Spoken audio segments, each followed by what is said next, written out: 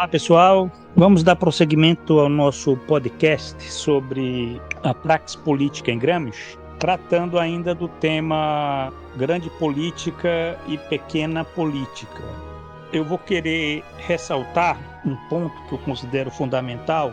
Gramsci, ele é um crítico da política. Isso é importante que se diga, porque a política, para Gramsci, ela existe como uma esfera da praxis em que existem efetivamente governados e governantes, dirigentes e dirigidos. A praxis política é uma esfera da praxis em que você tem certas condições gerais, condições históricos, sociais, em que se expressam essa divisão hierárquica do trabalho. Isso que Marx chama de divisão do trabalho. Trabalho intelectual e trabalho manual. Governantes e governados, dirigentes e dirigidos. A esfera da praxis política, ela se caracteriza por esse elemento. Evidentemente, Gramsci, como comunista, ele é um crítico da política, porque ele supõe que essa divisão do trabalho,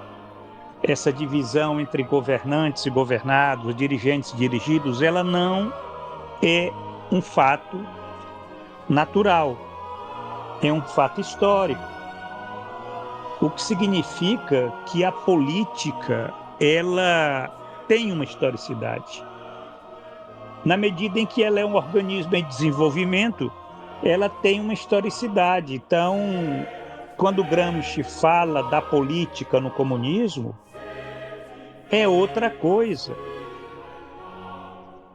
Esse elemento, Estado, coerção, ele entra num processo de esgotamento. Eu tenho salientado que o socialismo ele é uma fase de transição para o comunismo.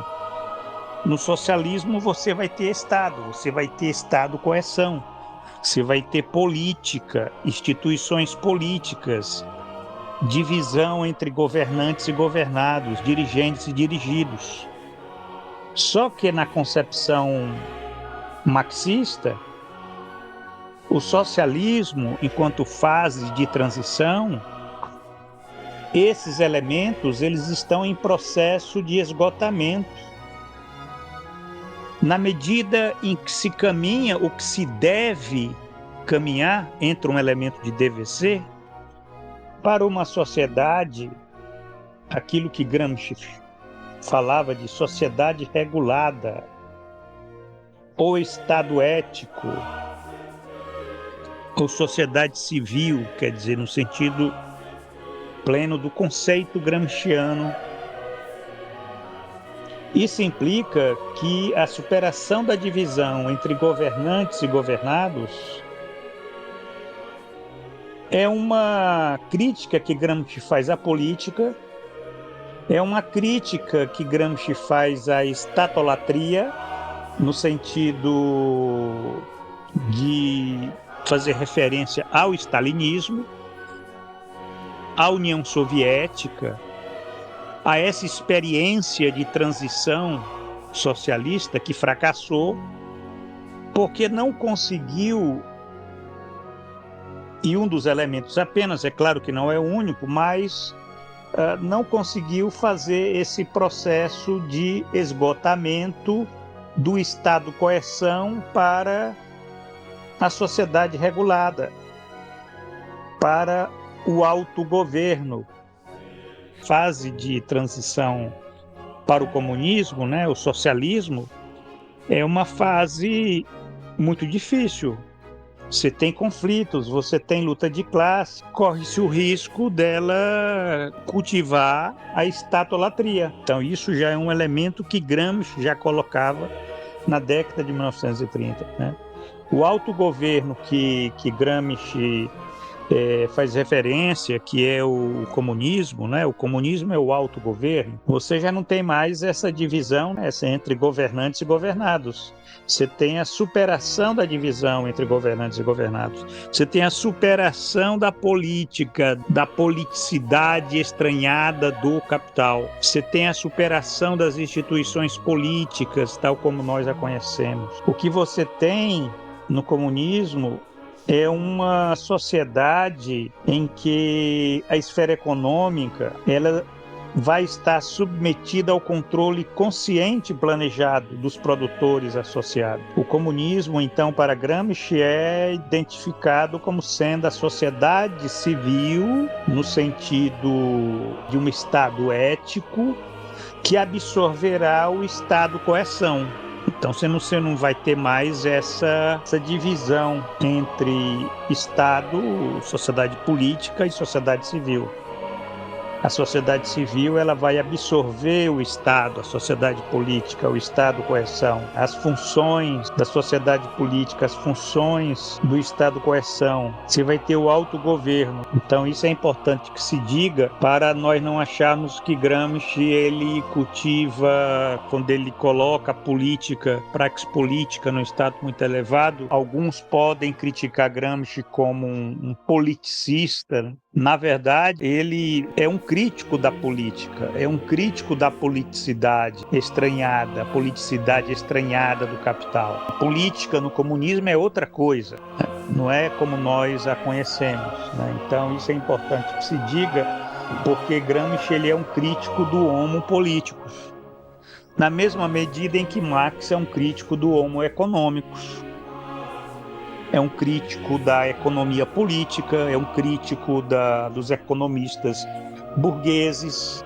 Os economistas burgueses que naturalizavam, por exemplo, o valor de troca. Marx, como Gramsci, eles são críticos dessas naturalizações. Dito isso, eu vou passar para o último ponto do nosso podcast, que discute grande política e pequena política, só para fazer alguns apontamentos. Eu vou ler novamente essa passagem que Gramsci, definição de Gramsci de grande política e pequena política. Vamos lá. Grande política ou alta política, pequena política, política do dia a dia, política parlamentar, de corredor, de intrigas. A grande política compreende as questões ligadas à fundação de novos estados, a luta pela destruição, pela defesa, pela conservação de determinadas estruturas orgânicas, econômicos-sociais. A pequena política compreende as questões espaciais e cotidianas que se apresentam no interior de uma estrutura já estabelecida em decorrência de lutas pela predominância entre as diversas frações de uma mesma classe política.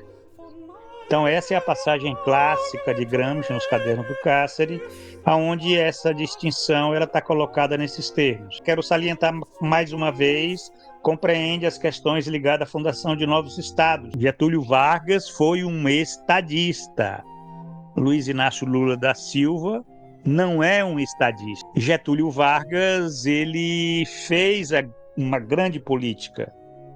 Luiz Inácio Lula da Silva cultivou a pequena política para reproduzir as estruturas orgânicas do Estado neoliberal. Então isso é importante que se diga, porque é o que está sendo enfatizado, né? A pequena política é política do dia a dia, a política parlamentar, a política institucional, a institucionalidade estranhada do capital, a politicidade estranhada do capital, com essa divisão entre governantes e governados, dirigentes e dirigidos, essa divisão que é muito forte no Brasil pelas próprias características da nossa formação, que nós reforçamos aquilo que historicamente tem sido característica da ordem do capital, pelo fato de nós sermos um país de formação histórica colonial, escravista, dependente. Então nós incorporamos todos esses elementos e reproduzimos, né, pelo fato de nós nunca termos tido uma revolução,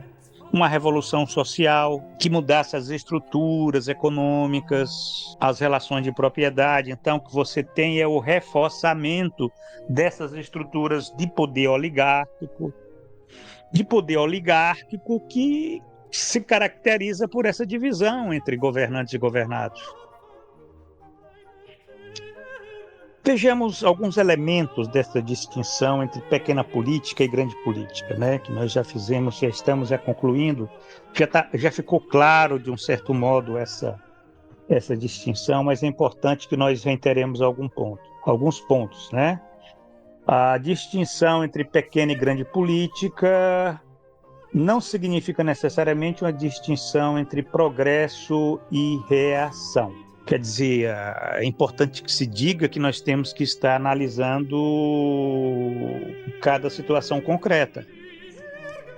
Você pode ter uma grande política que tem um sentido reacionário. Embora seja difícil nós termos uma pequena política que tenha um sentido progressista. Mas, por exemplo, as classes dominantes, elas podem fazer e elas fazem a grande política.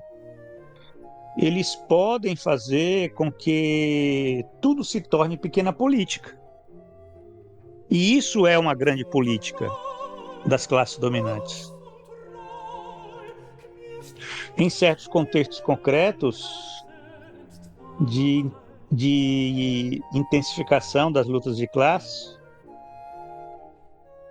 as classes dominantes são obrigadas a fazer, ou tentar fazer, né, grande política, propriamente dito.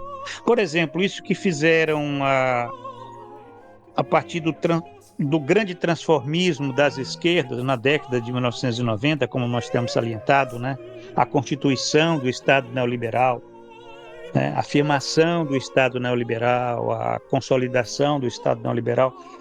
Esse período do Estado neoliberal é um período em que as classes dominantes, a burguesia, ela fez uma grande política.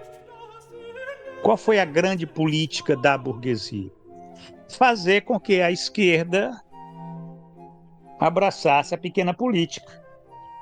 Fazer com que tudo se tornasse pequena política. Então, isso é uma grande política das classes dominantes, dos intelectuais das classes dominantes. Então, isso é importante que se diga. Aí tem que analisar os fatos históricos concretos para que a gente possa, inclusive, estar verificando aquilo como é que se opera essa pequena política e a grande política, certo? Gramsci, nos Cadernos do Cárcere, ele fala, tem várias passagens onde ele fala em grande política, pequena política, tem algumas passagens aqui, sempre vinculada aí analisando fatos históricos concretos, né? Eu não vou entrar aqui em detalhes. Nós vamos concluir o nosso podcast sobre esse tema da grande política, pequena política, né? Citando aqui uma passagem de Gramsci, onde ele analisa o Renascimento italiano, né? Ele analisa o Renascimento italiano valendo-se do par grande política, pequeno política. Eu vou ler e vou comentar para que nós possamos ver de uma forma concreta como é que ele faz essa análise utilizando essas categorias. A propósito do Renascimento de Lourenço de Médici, etc., questão de grande política e de pequena política, política criativa e política de equilíbrio, de conservação, mesmo em se tratando de conservar uma situação miserável. E nesse sentido, os italianos do Renascimento jamais foram volúveis, ou melhor, talvez se deva distinguir entre a grande política que os italianos praticavam no exterior como força cosmopolita, enquanto durou a função cosmopolita, e a pequena política no interior, a pequena diplomacia, a estreiteza dos programas, etc. Portanto, a debilidade da consciência nacional, que exigiria uma atividade audaciosa e de confiança nas forças populares nacionais. Terminado o período da função cosmopolita, restou o período da pequena política no interior, o esforço imenso para impedir qualquer mudança radical. Olha que interessante como Gramsci fala desse par, grande política, pequena política, agora de uma forma muito criativa para analisar o Renascimento italiano, ele dizendo que os italianos praticavam no exterior uma grande política. É como aparecia, por exemplo, o Renascimento, né? O Renascimento italiano, que tinha uma função cosmopolita, que eram apropriado como sendo um elemento progressista. É isso que Gramsci diz. Agora, no interior, entre eles, os italianos praticavam a pequena política, a pequena diplomacia, a estreiteza dos programas, a debilidade da consciência nacional,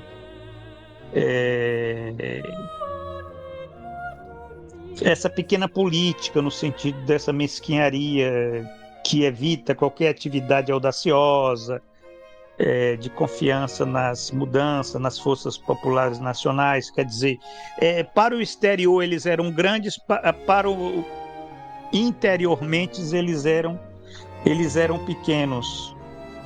E quando esse período, Gramsci diz, quando o período da função cosmopolita terminou, que a Itália ela deixa de ser um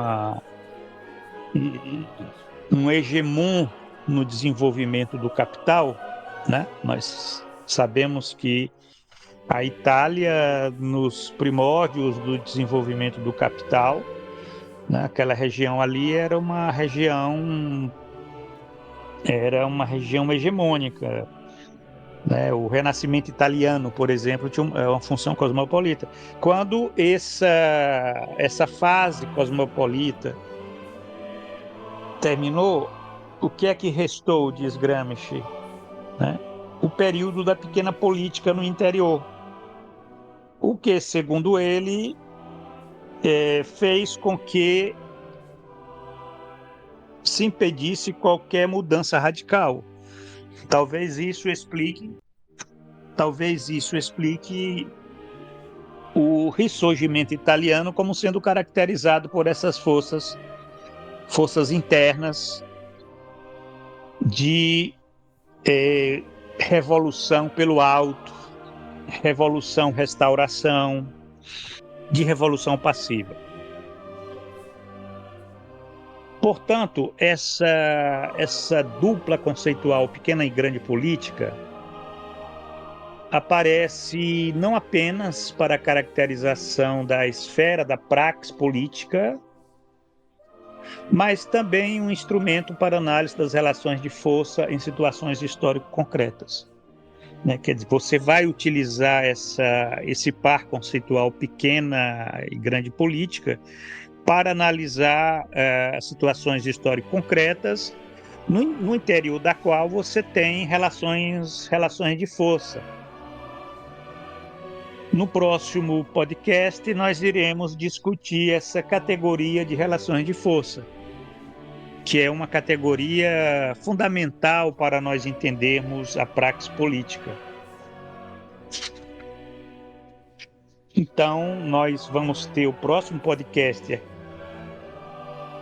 essa discussão da categoria relações de força, que é uma categoria muito importante, vamos dedicar alguns podcasts a ela, e iremos concluir os nossos podcasts sobre a praxis política em Gramsci, discutindo outra categoria, que é a categoria de vontade coletiva. Obrigado, até a próxima.